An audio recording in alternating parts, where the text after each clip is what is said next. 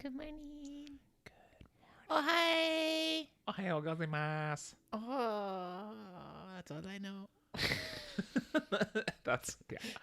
We were watching some Japanese anime last night as a palate cleanser after all the Christmas movies. Nice. And yeah. Was it a Christmas anime? Thank goodness, no. it was Agretsuko, which is just this little cute thing on Netflix, and yeah, but they're just like kawaii, ohayou gozaimasu, and they go hee hee hee hee, you know, and you're just like, and actually Japan is like that. It's very strange, but yeah, people greet you like wah, wah, wah, wah, wah. Yeah, it's interesting because I wonder because Danny last week he put on an anime for us. I'm not gonna remember which one, but and it was me and my friend that we were watching it, and it's like every time I don't watch anime very often, but every time I watch it, I'm like have to question like, okay, so this is how it is, right? Like, and I'm also like, okay, now how different is this from people in Japan? Because it's like so over the top, in right, some ways, right? It's like, and then like like the high pitched, and then the big dramatic like whoa, and then the the animations and like the big. It's just like. It's like you just got to know what you're getting into. No, I wonder if they thought that about Americans too. Right? Yeah, like they watch like a Marvel movie and they're like, everyone is like Tony Stark. Yes, exactly. I mean, what do they think? Or everyone is like Bruce Banner, maybe. We're just all mopey scientists, and then we rage out. Yeah, pick your poison. Yeah. Well, actually, Danny was also telling me he just got this new game. It's like what Red Dead Redemption is. Oh yes. Yeah, except with samurais. It's the new game on PS3. I was like, great. oh, it's been good knowing you. We're probably never going to see you again. Yeah, no. Well, I think Danny is shipping out in a couple months. Yeah. And so, like, yeah, I don't know. Like, we're going to have to get in a lot of anime and video game time or something. To crunch it all in. Yeah. Just a straight month of just nothing but. Yes, and inappropriate jokes. Yes, he excels at those. He's so good. She should go pro. Yes, yeah, that's really what he should do. Good morning, everybody. Happy Monday, December 27th. Hopefully for you guys, if you haven't already, you're taking some holiday time over the last couple of days or upcoming days. What about you, Ryder? You've been taking a little bit of holiday time. It's just time, I'm just time, man. Yeah, man. We just label time however we want to, man. No, it's been good, I guess. It's strange. I was convincing. Holidays are weird. Like, you get time, but because it's the holidays, you're supposed to be spending your time not really doing what you want to do, but doing something else, which is probably more enlivening later, such as hanging out with your in-laws or something, and you're just like, that's fine, but there's other things that personally I would rather be doing. Yeah, it's like video games and in my great grand scheme of world dominance, if I were to pick on a day of the magical thing I want to do the most, that may not be up there at the highest part of the world. Yeah, which is really unfortunate. Yeah, because I've been trying to I have to go through little mental pep talks with myself. It's like, no, this will be good. You need community, you need friends. You need to get out of your man cave and go talk and be sociable. Yeah, it's hard thing to tell to Bruce Wayne right after he builds his cave. This amazing cave. It's like, hey, look, I can see that cave's come along pretty nicely. You got those computer systems over there. You got that bat zone. Yeah, but it doesn't even, And then there's that whole area where it's like for future expansion, and you are just whenever I want to invent a freeze ray for the whole world or something, exactly. I'm gonna need that space. Yeah, so I can see the pain. That's although I could also see the other party who's like, new subjects for my freeze ray coming in. yes, let me show you my new shop. As y'all get closer to old age, you've heard of Disney, right? Didn't he have his head frozen? Yes, have you seen the Star Wars, also now owned by Disney? I could freeze you forever. I encase you in carbonite. Yes, and potentially, if we want to, we'll crack that open some other time, like a nice sherry. Yeah, it's better with age. So you had a good. So I mean, that's the thing. I feel like I was just telling you before we went live, I was like, Christmas feels a little different when it's on a weekend. I feel like it felt like a little more like another week, especially because I didn't, I haven't taken off like a lot of time. Ended up taking off Friday, but ended up cleaning our house basically the whole day, and then going and like prepping and doing stuff at our parents' house and getting things ready for dinner and all that kind of stuff. I was like, yeah, it was like it was good. Now my house is significantly cleaner and I felt good and all that kind of stuff. But it's also, again, like not like legs up, chilling, turkey leg in a hand, kind of relax. Yeah, it's weird how because we did the same thing. I think on Thursday I was talking about the emergency woodworking I had to do, Right? all these kind of things, and yeah, it's weird that you get really stressed out beforehand. You're working your tail off to get get the presents ready and do this and do that and do, and then for in an interesting way that is the joy of the holiday. To finally get your house clean, to have people over, and then proclaim now this is a time we all can just sit here and stare at the television together and maybe not talk. But Yeah. that doesn't work either, because inevitably in the middle of the movie there's people that keep talking. Right. And I'm one of those people that just pauses the television and waits till everyone gets quiet again. So you're everyone's favorite friend. Oh, I'm a complete jerk. Yeah. But a silent jerk. Yes. So it's okay. Yes. Way to wield your power. Thank you. A wise man once said. Yeah, I was telling Reed, like, we with my in-laws in town, they're just actually just terrifically wonderful people. You said terrifically, not horrifically, right? No, right, terrifically. Okay, just making yes. sure. Yes, fantastically. They're really great people. But then again, they're not my parents, so there are things that they do that I don't understand. And sometimes the dynamic is a little bit just like, what is going on here? Why are we doing this? What's happening? And just things like picking a show to watch in the evening turns into like a battle royale. And I think that's just part of it. Yeah. I think they just enjoy that. Well, and it's funny because, those little things, once you start to like learn them, then it's almost like a bingo sheet card. You're just like, oh, no, so-and-so's being stubborn about this. There we go. Check that one off. Yeah. Oh, here we go. Here's the thing where they say this term of endearment multiple times over and over, and you just kind of like go down the list. It's just like, yeah. Yeah. There's nothing, once again, there's nothing wrong with it. It's just navigating a different set of circumstances. Yeah, because fortunately for us, like, we're perfect and we do everything right. I know, it and makes it nothing so much annoying. easier. Like, why can't everyone why just do that? This is why I keep disappearing to my man cave, so I can be perfect alone. Exactly. Being perfect alone. That is what we're about. So on Thursday, we had you back after a little bit of a break, and then I'm trying to remember exactly what we talked about here. We talked about movies a lot at the last. Yes, we half. did. Oh, right. We were talking about Elantris and yes, and we, my description was, we're gonna talk about some fun things, but who knows with us where things might go. And I think we kept it pretty light. We did talk a little bit about COVID because that was, we had just talked about COVID the day before, so it was part of our recap, so that was allowed. But then a little darkness. Yeah. Yes, just a little bit of darkness that was allowed. And then did you ever end up watching a Disney movie? That's the real question. Oh, no. I mean, well, who knows? I watched movies. One of them was probably Disney. Yeah, that is a good point. No, actually. we introduced my in-laws to Office Christmas Party. That's really close. Nearly a Disney movie. Disney. It's the business end of Disney. Disney. What is the Christmas party?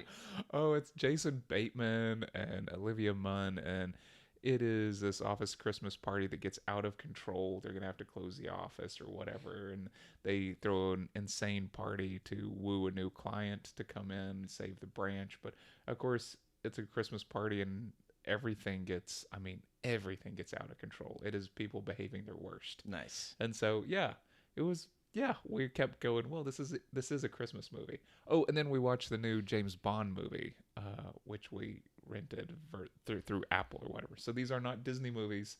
These are just movies that we watched. Yeah. How was the James Bond movie?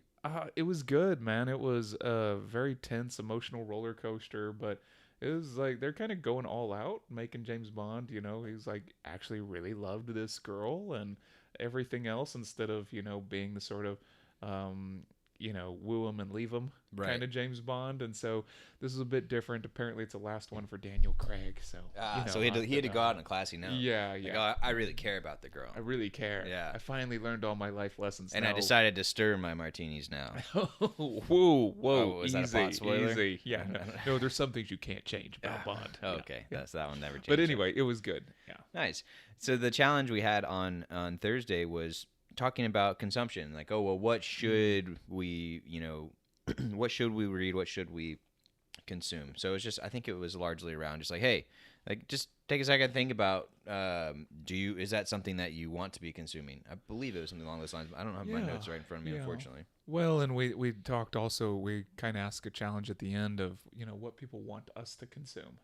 Like what kind of books, movies, things like that Reed and I need to be reading or taking in. And I think our tastes are all over the place, so just let us know. Right, yeah. I mean, we literally will watch or listen to pretty much anything at least once, which I kind of like having as an attitude. Like, all right, I'll do it at least one time, and then after that, I'm not making any promises, but I'll definitely do it that first time.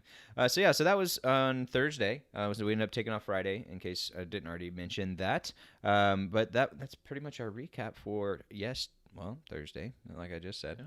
And let's go ahead and roll that intro. Do-do-do.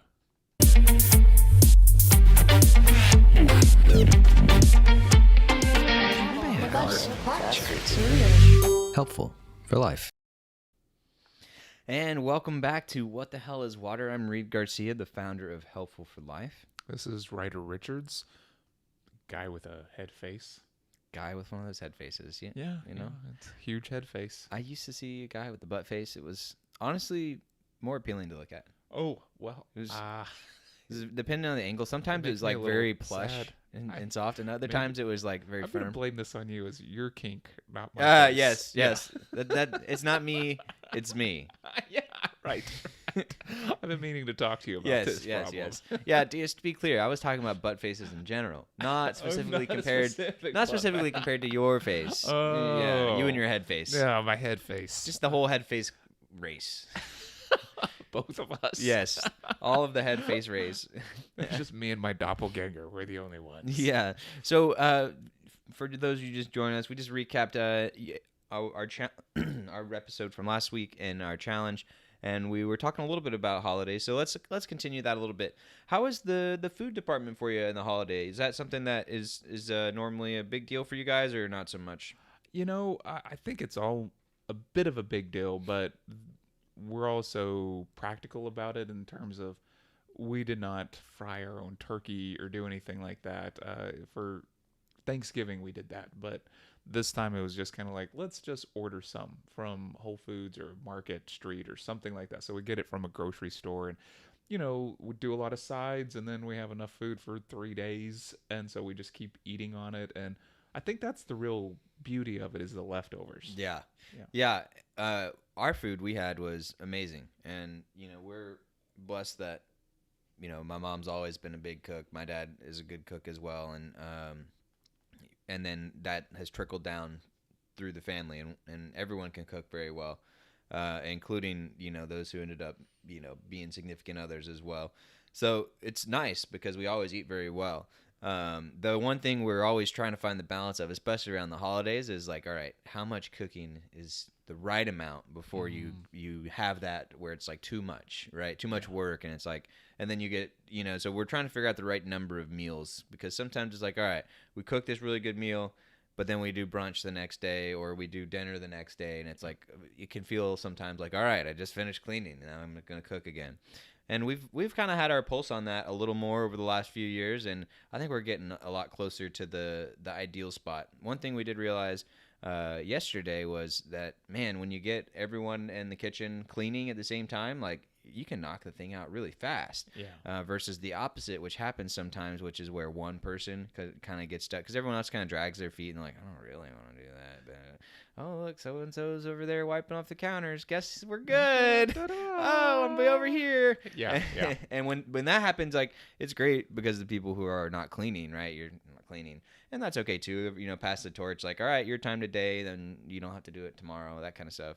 But yesterday it was like, there were 5 or 6 of us all working real quick, and it was like 15 minutes, and it was just completely good.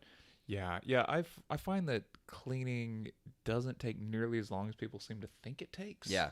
Like, it's one of those weird things where I can load the dishwasher in less than 5 minutes, right? Right. So why do we have sinks full of dishes? Yeah. Because this doesn't take long to it's do. it's that friction to get started, that activation energy, right? And it's actually I've been thinking about doing a series of stuff around my house because I read that the other day. I was like, hey, one of the things that can happen, and this is even worse for people with ADHD, is they conflate their emotions with time.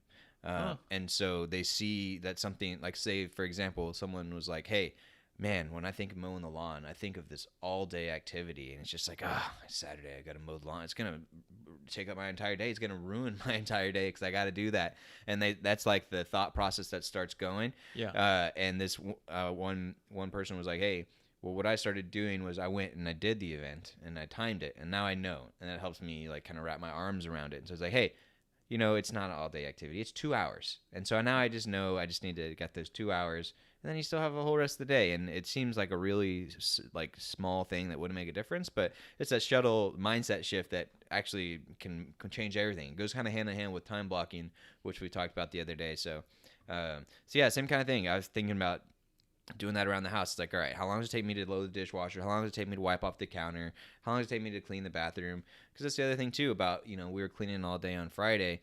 We're trying to move towards and shift towards doing a little bit of cleaning every day.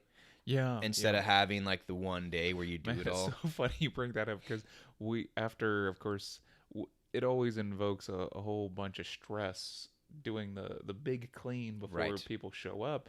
And and so I was talking to Sue-Ann about it, and we were just saying, I was like, look, we've got to get to a spot where this is not killing us to do. We got to, like, make sure everything is just a little bit better in order, that we're doing maybe every Sunday we spend an hour or two just doing some things so that whenever this kind of instance happens, it's not a freak out. Right. And we just, because it's not a freak out, but you know what I mean? But the two things get conflated, right? Yeah. And it's like, hey, we want to have some people over, and your first thought a lot of times isn't, oh yes, the joy of us all hanging out and spending time together. It's, oh crap, you know, our place is a wreck. You know, and so I also want to encourage people at home, like, be comfortable sharing a little bit of your wreck with your friends and family, because, you know, I will say there is a spectrum, right? And, like, if you're the kind who's got, like, cockroaches and leftover food, like, sitting out, like, that is too much. Cultures of mold growing everywhere. That's where you need to clean. But if you've got some laundry out or some dishes that aren't put away or whatever, like, guess what? So does everybody else besides that one time when everyone's perfectly clean. And there's of course the type A people who always have everything perfectly in order. That doesn't have to be you. And another thing I've started to do more is like, hey, I recognize you're coming over at 5. And in the past I'd be like, I'm crunching, I didn't get everything figured out, or I would just like sprint, and they end up getting here and they're like, I'm sweating because I've been cleaning, and it's like, well, now I'm just like, you know what? If they've got to chill with me for 20 minutes and talk with me as I'm doing dishes, that's not a bad deal. Like, we're still hanging out, we're still talking, like, and then also then there's the whole like humanizing aspect too, which is really what I'm all about. Leading by example. Well, like, hey, I mean, when you're as perfect as you got to show people. Like, I got dirty dishes too. So that is something that, and we'll see what I end up doing, but I like the idea of having the times, and then I think I might even go as far as like making a checklist, just because it's like, this is the type of thing where I'm going to go that far just to see what it's like, and I may never do it again. But if it's also like, hey, you recognize like doing the bathroom is these 10 steps, well, then it's just like every day, like 5-10 minutes, just check off 1 or 2 of those steps, and it's like, and then you're at that steady state. And another shift I'm trying to make is like, hey, this isn't just with cleaning, but this is with a lot of things. How do you shift something from being a thing that you have to do versus just something that you do, you know? And it's like, that's one thing. It's like, the earlier people can accept, like, you're going to be cooking, cleaning, doing your laundry, maintaining your car, mowing your lawn. You're going to be doing all of these things for the rest of your life. The earlier you accept that and make your peace with that and figure out some way to not make those things horrible, the better off your life's going to be, right? Because you're going to be doing those things all the time. Yeah, they don't. There's something about that I've kind of noticed is that when you can get away with not doing some of those things, you feel like you somehow won or Right. cheated the system or you stole some time back for yourself. And the funny thing I keep asking myself is, what do you do with that extra time that you steal by not doing the dishes right now? What are you actually gaining for yourself? Right. And the gain is like, I'm gonna sit on my butt for 5 more minutes and watch this show I want to watch, right? It's not like we're actually converting it into anything precious. Useful, right? Yeah. Same So- kind of thing with the morning. Like when I sleep in too late, and I'm like, oh, I heard the alarm go off, but I just want to sit here and not get up. It's like, what am I really gaining? Like, if I really wanted more sleep, I should just set the alarm for later so I can actually get quality sleep. What I'm left with is this kind of nasty in between time where it's like you're not getting the benefits of sleeping, you're not getting the benefits of waking up early, and I found that kind of in between. A lot of times it just that's the worst spot to be. Same kind of thing with the holidays. That's one of the things I tell my entrepreneurs that I coach is like, look, go into the holidays with a plan of this is what I'm going to do as far as how much work I'm going to do and how much time I'm going to take off. Because if you leave every day with that, like, oh, I might do a little bit or I might not, or I need to do this or that, but you have that kind of wishy-washy, well, that friction's going to live in your head and you're going to be circling like, oh, I should be doing this or I need to be doing that, or oh man, I was gonna go clean the kitchen, but now I got this work to do. So you can't use it for your behavior, But yeah. No, I kind of like all these things. Like, it's part of it is being aware of these things as we move through them. The other thing is like yesterday I was working on some stuff and found I was doing that kind of productive procrastination that we've talked about on the show. Like, I was designing something instead of making something that was going to move the needle forward. Right. And like, not that design is bad, but I'm comfortable doing design, so Right. I like doing that. And so I was kind of realizing that there were things that I did not block off for myself, and so it probably on a Sunday after Christmas, it would have probably been better for me to just be like, this is not moving the needle. Stop this and go spend time with your wife. Right. Or whatever, and not that, so when I talk about moving the needle, it's not in everything, but like, taking care of your relationships and these kind of things. So, but I like the idea too of having these little checklists, and even if it's just visual, I'd love the idea of just sticking it up on the wall and being like, it only takes 5 minutes to do the dishes. It Right. only takes 7 minutes to vacuum the house. It only, I mean, that's because we don't live in a mansion. But, there's things like that that I think that visualization would be good as well. Like as a reminder and just moving through it and getting on with it, because it does become outsized in our minds. For sure. And, it's the same thing when we were talking about willpower. One of the things that the guy, George Ainsley, in his book about willpower, he talks about how we view these kind of goals and urges and desires and all these things through what he calls perspective. So it's just like when your eyes operate by perspective. So when you're moving towards something, then the thing that's nearest to you seems the biggest. And so we lose sight of our long-term goals because the thing next to you seems biggest at the moment, the thing that you're approaching. And so we end up just sort of veering off the path into these like larger things. Because we're really not paying attention to the mountain in the distance. It gets blocked out by little things that are blocking our Right. view. And so one of the things I kind of keep thinking about are ways to maintain kind of like longer sight, not getting so distracted by these small things. And when we talk about things like time blocking or setting up a schedule for your day, man, that sounds tedious and I don't want to do it all the time. But I do find that I'm happier later if I do.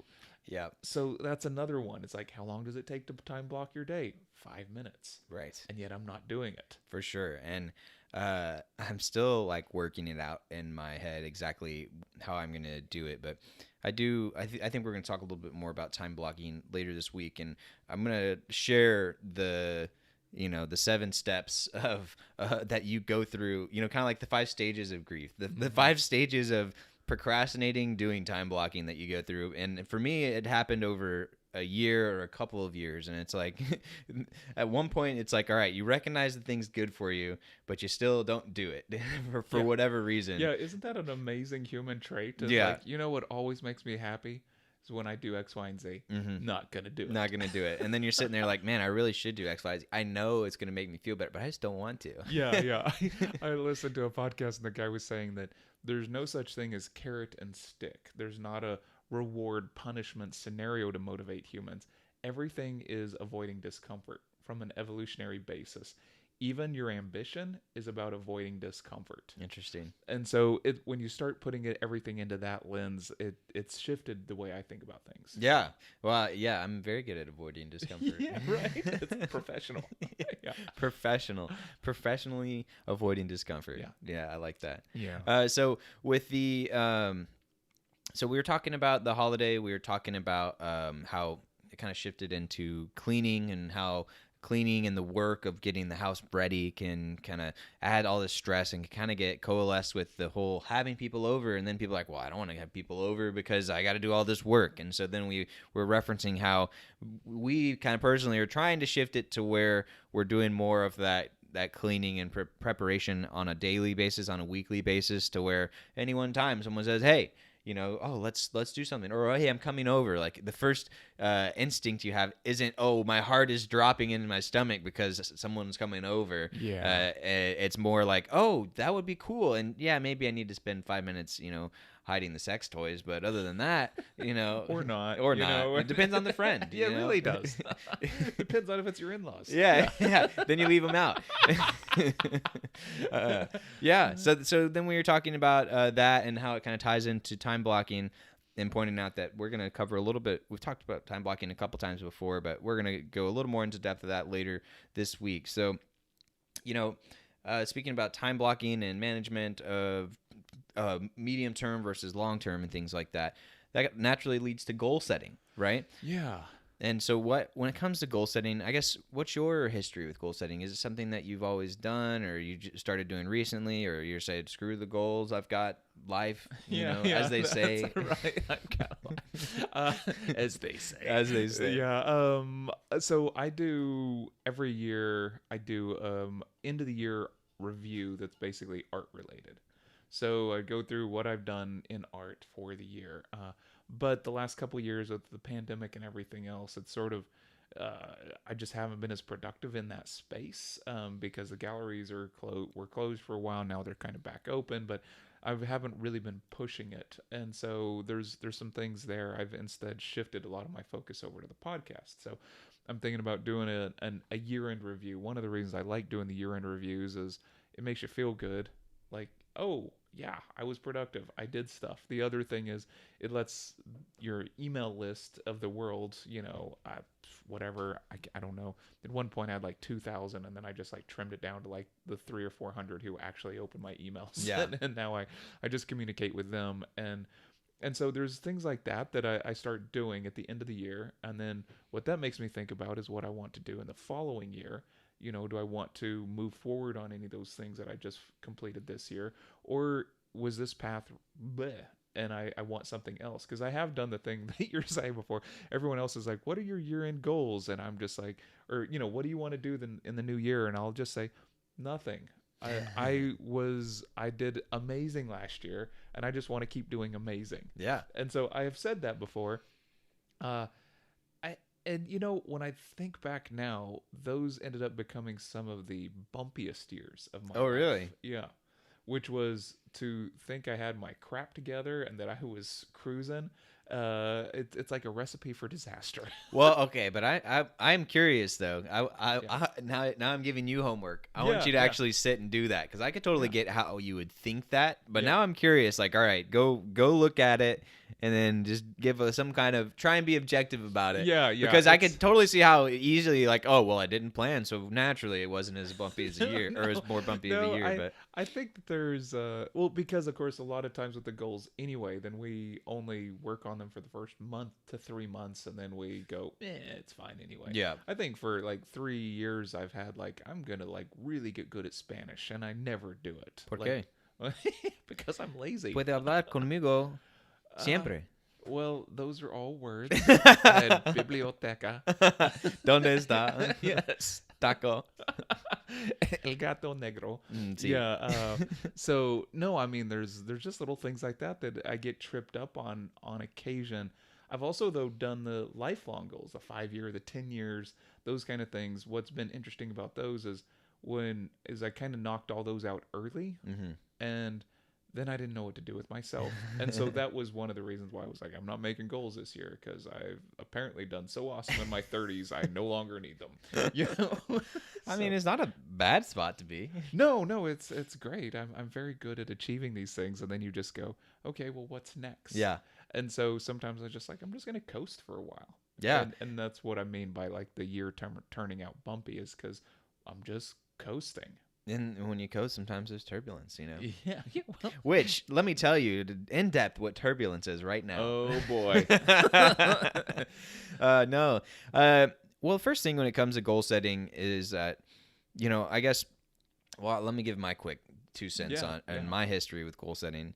My history with goal setting is I have not really done it formally. I've definitely have heard about it plenty. I know about the benefits. This has fallen into that camp of, I know it's good for me, but I still haven't done it.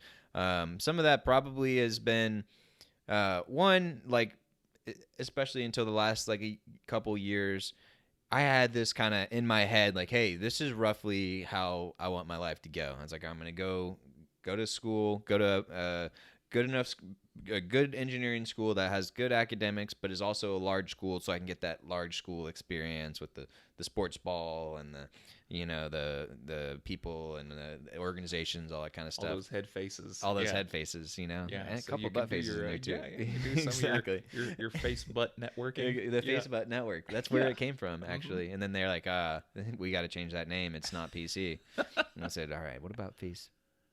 Oh, That's so Ooh, wow. genius, because people know what books are. But now you couldn't do that because people don't know what books are. No, they anymore. don't Like, it's anymore. been too long. Yeah. Internet's been around too And long. they're not faces. They're, Oh, booking. Book. Is that one of those TikTok things where you like keep turning the page every 10 Swipe, seconds without actually swipe. seeing anything? Yeah.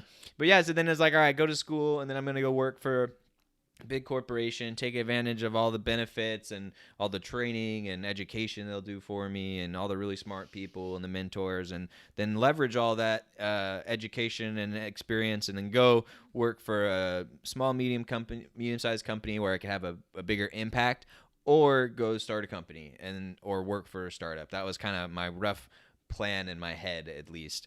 And then also in there, I was like, at one point I was like, it would be cool to live in California for a little bit. And whenever I was looking for my first job, like, I legitimately said, I was like, all right, I'm going to choose this based off of what I think is best for my career.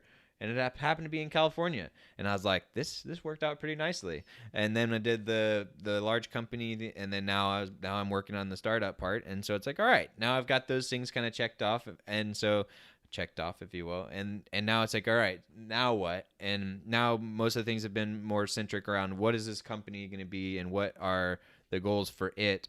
But then also part of it was, all right, what am I, whenever I quit my job and we're started on this company, it was like, hey, what do I want life to be? Because there's the often used example of, hey, if you won the lottery tomorrow, or in other ways, if money wasn't a thing and you could do whatever you wanted, what would you do? And that's kind of how Danielle and I have been living our lives now for a couple of years. At least we've been trying to. And so that's been a good thing for us, is it's like, all right, where am I at with where I want to be in my ideal life, with this idea of, hey, design your ideal life if you could, right? And we're like, all right, we're pretty close to that. Now it's just the next part is the revenue aspect. And so it's been doing all this work behind the scenes, getting the company going, getting all the skills and knowledge necessary to get things going.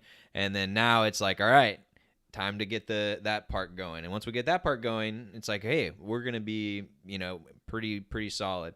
So when it comes to the goal setting part, it's like, that's the part where, especially for this year I ended up getting a business coach, and it's like, all right, well, what do you want to do? And what does success look like after the end of this, coaching session? And that's when we started to write down some things. And then that's when I started to realize more, like, okay, I've said out externally, like, okay, I'm not afraid of failing, but in reality, I am underneath, my all subconscious layers or whatnot. And it's like, and so it was cool that my coach helped me walk through some of that.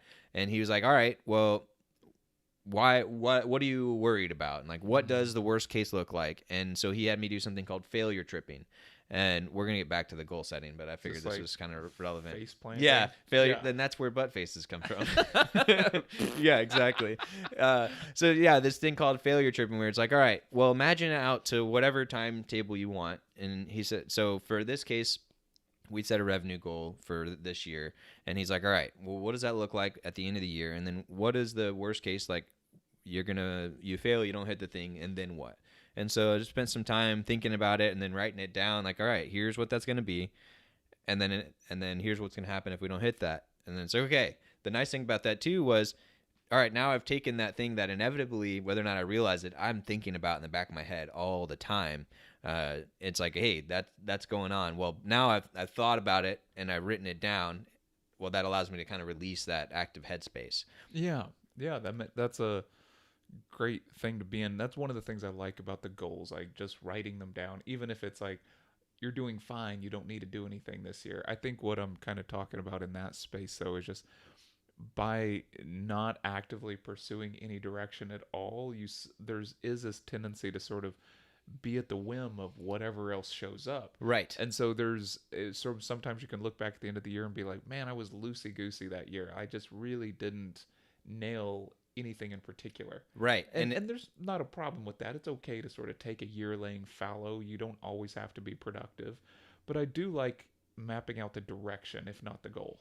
Yeah. And, some pros and cons to the approach of, all right, hey, not having any specific goal or whatnot is, okay, a benefit is maybe you'll be more open to trying new things or doing new things because it's like, oh, well, that's not related to this. And you're like, huh, why not? And that's I think I've heard people making that kind of goal. It's like, hey, I'm going to say yes to more things or things I wouldn't normally. Right. Yeah. And it's like, that's not really like that specific or targeted towards something, but it's kind of like, hey, I'm intentionally allowing myself to try new things and get more diversity of things or whatnot. Yeah, I've done that before. I've done the yes thing back when we were running the truck gallery and doing all these kind of things. Like the idea back then was, do you want to have an art career? How are you going to get your art career to take off?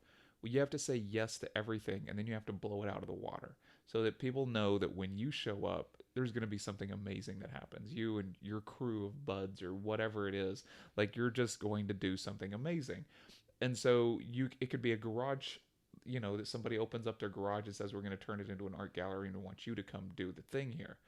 And when you're their first thought of the person who can handle the weird thing that's probably not mainstream, and then you end up kind of getting a reputation where, and that's how you got your wife. Go-to guy. Yeah. Out of that was an alley. Okay. No, it's just like, if you show up and you just put all your energy in and you say yes and you do it in a very amazing way, you develop a reputation over time, and that reputation can carry you, and it's really kind of great. On the other hand, I found that we just kept doing more of the same kind of weird nonsense. Like, so yes, we encountered all these strange situations by saying yes all the time.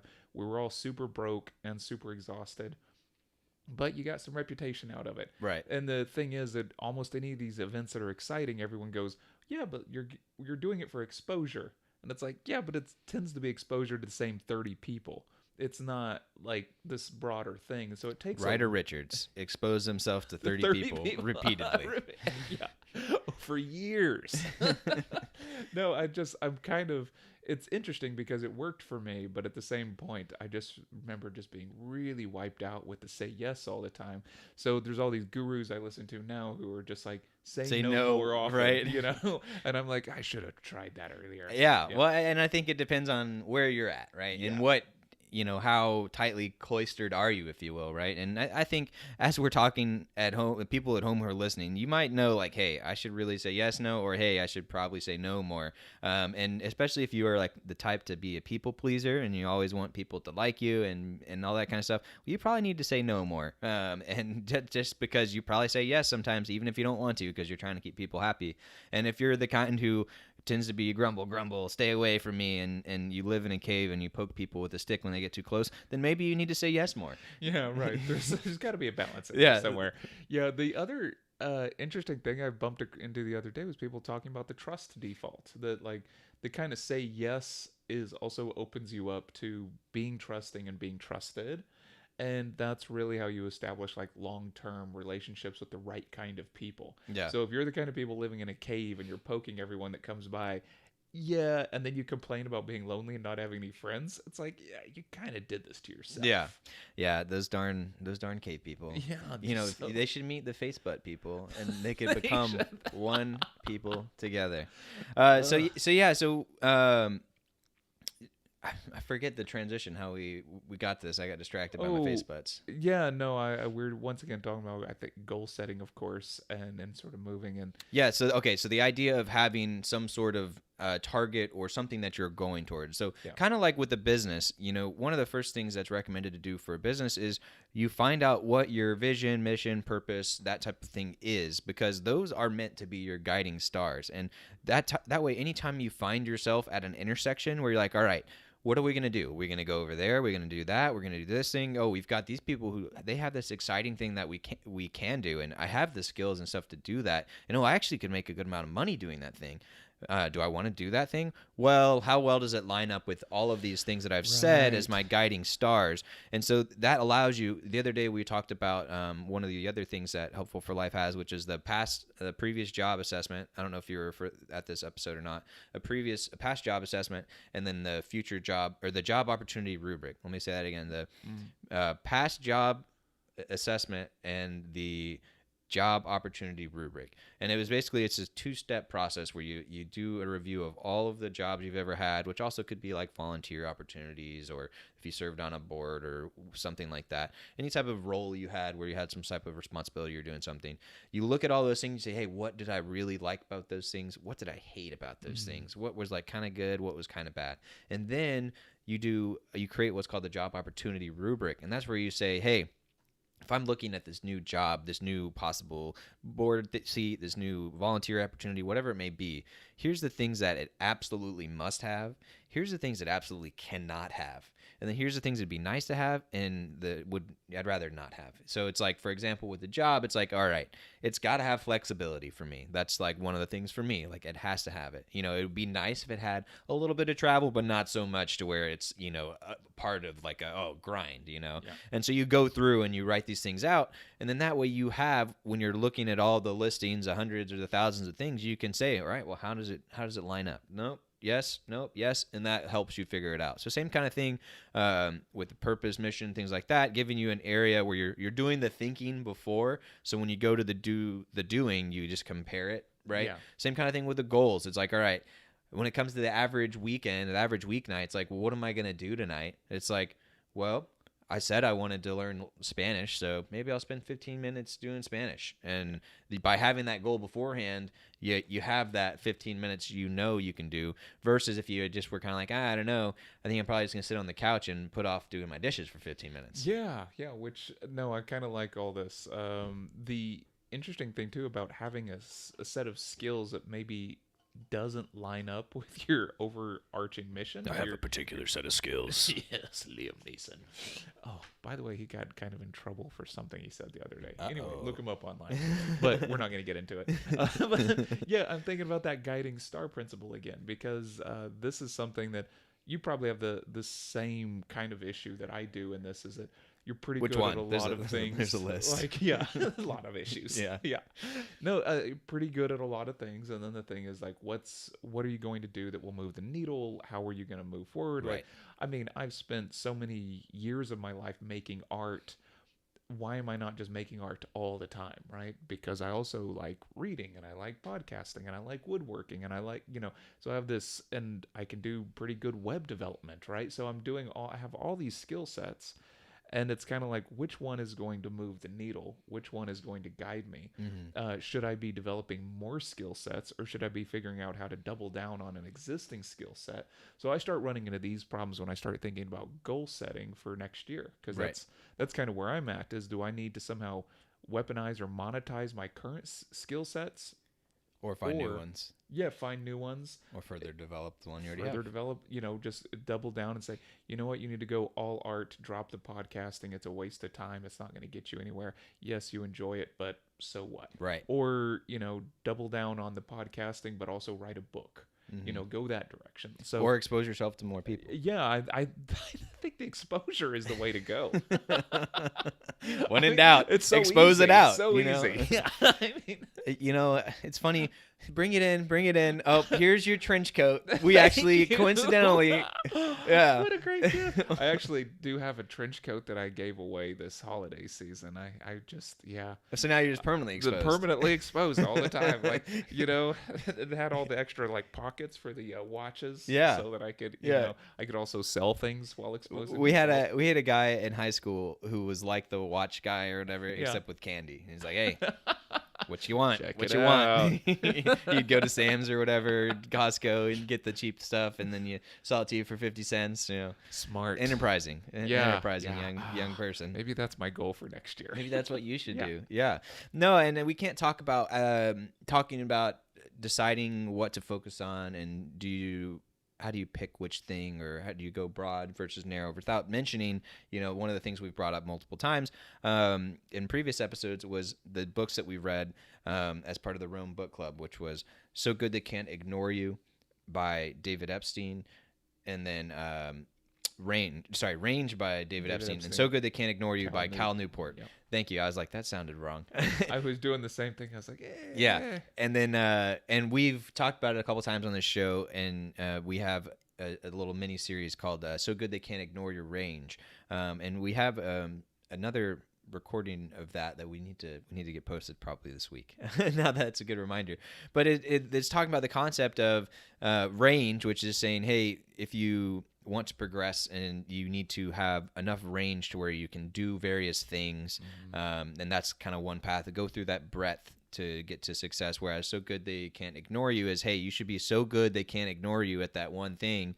And in your case, maybe it's doing weird art things. That was the So Good They Can't Ignore You, but ironically or coincidentally, it was also kind of a breadth, because it's like, yeah, we're doing weird stuff, but one day it's a garage thing, the next day it's a truck, and the next day it's I don't know, some other random thing, right? Yeah, no, it was that was kind of good because it had the sort of thing that you want, which is daily challenges, and each challenge is new and you get to tackle something exciting. It's a little bit exhausting, but also because you're doing alternative venue art projects, at least for us, we never figured out how to monetize it. So yeah, spend all your money developing all these weird skills that then you don't know how to monetize. And you know, so this is something that as I get older, I care about. But I've basically only started caring about money in maybe the last 2 or 3 years. Before that, it was just like, whatever, just get a job, and you know, it'll provide you with opportunities. Yeah. And so that's just what I would do. And they're all art related jobs, and they all provide me with opportunities, and almost none of them paid really well. And so that was the path though. And I was passionate about it and super into it. So all that's great. And then now I'm getting to this point where it's like, I would really like to have a retirement, you know, and you just go, oh yeah, that thing, getting old. So you're saying, I think what you started off by saying earlier was you're really good at long-term planning, and then now we're coming back to that. That I'm not so good at it. No, it's great. I was good at long-term planning for art goals. Yeah, I accomplished those really well. Yeah, but life goals. Yeah, you know, but you handled the good ones, right? I mean, you checked off those boxes. You did all those things. Boxes. You did the good stuff. Look, you had the good 30s. So if all your other decades are nothing, like, I can always just like look back and be like, man, you should have seen me in my 30s. Yeah, exactly. No, that's good.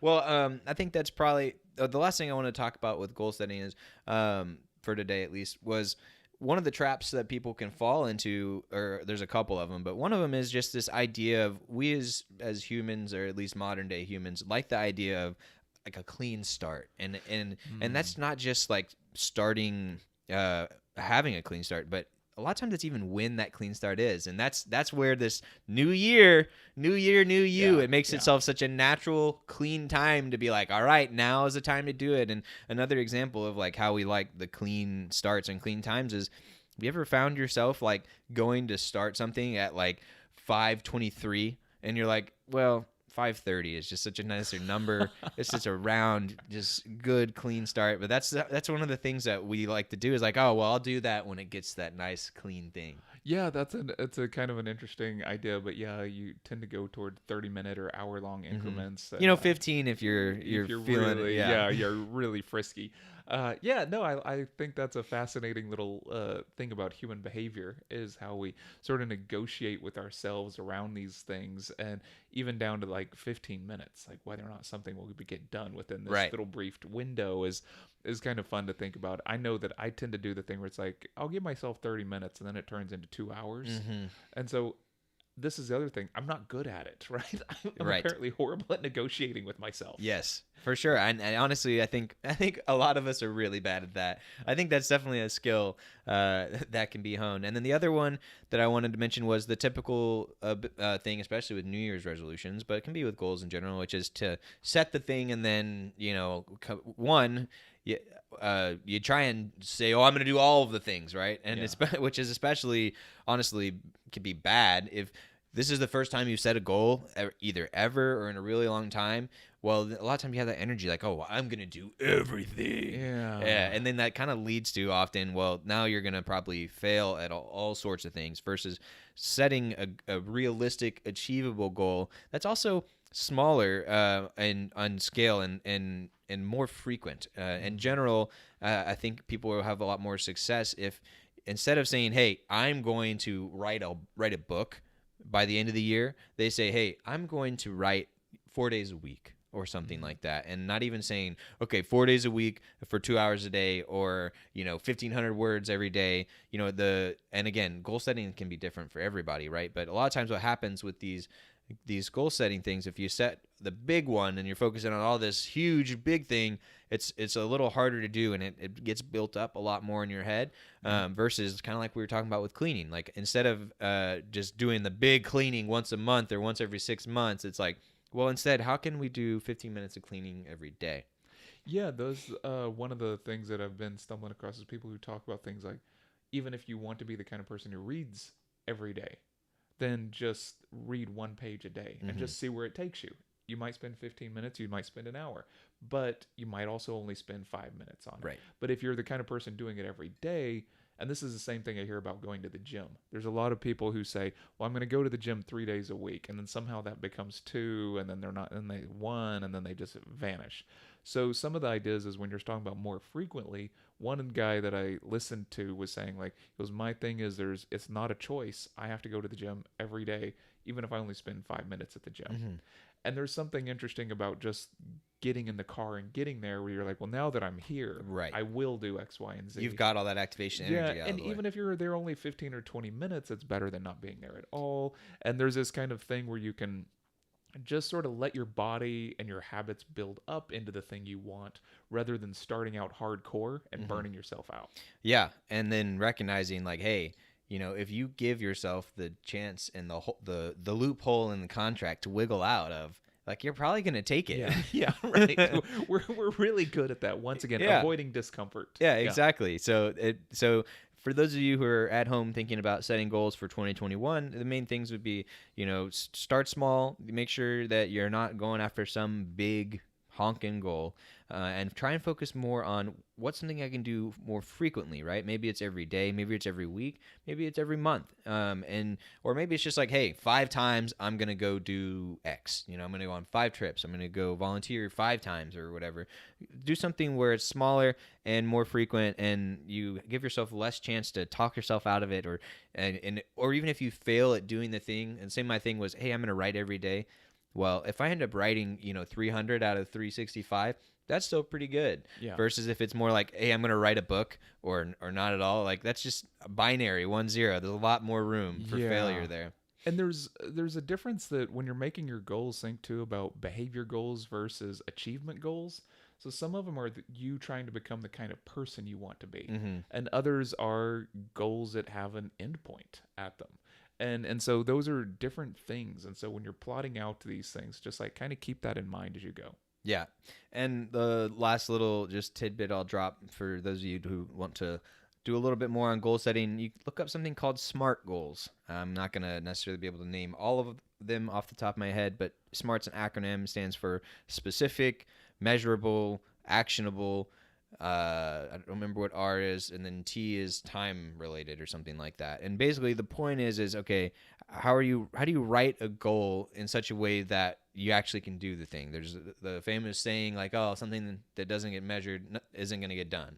And so by creating a smart goal, you're making sure that it's very clear. It's not just, hey, I want to be a better person. That's like a nice aspirational thing. It's, oh, I've realized I want to be a better person, and the way I'm going to do that is I want to read more, I want to work on a language, and I want to spend some time with people that I don't normally spend time with. And it's like, okay, well, that's getting closer to the SMART goals. Well, okay, what instead I'm going to do is I'm going to read one book a month, and I'm going to volunteer at the nursing home 5 times, and then I'm going to practice Spanish for 15 minutes 3 times a week. Something like that. And that is much more of a specific, measurable, actionable R and time related, whatever the R is. No, I can't remember what the R is either. But it definitely helps if you have something that you can check off that list and know you accomplished it. There's so many fuzzy goals like become better, do gooder. It's like, what? Yeah. Anyway, and it's also that shifts so much according to just like how you feel that day. So yeah, don't do something based off of feelings if you can keep from it. Try to keep it concrete. Yeah, for sure. And it just popped in my head, so I figured I'd mention it. Especially we're talking about things that are important and things that are kind of emotionally related. Well, it makes me think about anchoring, we talked about with Alexandra a couple of weeks back, and it's like, don't think that doesn't work for yourself as well, where it's like, the concept of anchoring, like real quick, is if you have a used car, you're trying to buy it for $100,000, and they tell you it's 100,000, but it's only worth 60. Well, once they say 100, you're anchored high at that 100, and then when they come down to 80, you still feel like it's a great deal, but realistically, 60 wasn't for you. And you can watch the episode to learn a little bit more about that. Same kind of thing as we're negotiating with ourselves on what these goals are. Keep that anchoring in mind too. Yeah, right. We're really bad at that. That's also why write it down, because your brain will shift it over time. And that's one thing, especially as an entrepreneur, I've realized, like, it's okay to have a target that's shifting a little bit as like things are moving and you're pivoting and you're recognizing, what, I thought I wanted to do Spanish, but now that I've been doing it for a month, no, it's not for me. Or I've decided I want to do a different language, or I decided got interested in woodworking or whatever. It could be something else. And it's okay to shift and change. Again, that's the other benefit of doing that smaller, focus versus having the big, long thing. And so that's okay to do that. But if you find yourself doing that every day or every week and you're changing and shifting that target, that's when it's probably a little too much. Yeah. Womp, womp, womp. Womp, womp, womp. Yes, indeed. All right. Well, today, we talked a little bit about our holiday stuff. We talked a little bit about goal setting. We talked about some of the benefits of, writing out your goals and having those things to help guide you as you're making your decisions, trying to figure out what you're going to do, both with your life as a whole and also with just the day and with the week at hand. We kind of tied in alluded to how it's similar to business, where you're setting your mission, vision, your purpose, and you're using those things to help guide where you go. Reference the past job assessment and the Job Opportunity Rubric, which are related to kind of your career things, but you could use that same kind of lens in different areas of your life as well. So yeah, that's what we talked about today. And then lastly, I wanted to see, are there any other holiday tidbits or little fun stories or anything like that to take us out? Oh man. I should probably not. That's good. That's good. Yeah, no, there are good times had by all. And to all a good night. To all a good. Yeah, I did have a neighbor come over, and we all at one point stood around with a beer in hand, watching my wife power wash a car. Nice. That was pretty fun. I like that. That's hilarious. It seems like something you'd see on like King of the Hill. Yeah, I felt very rednecky. Yeah. Standing next to the fence, you're like, yep.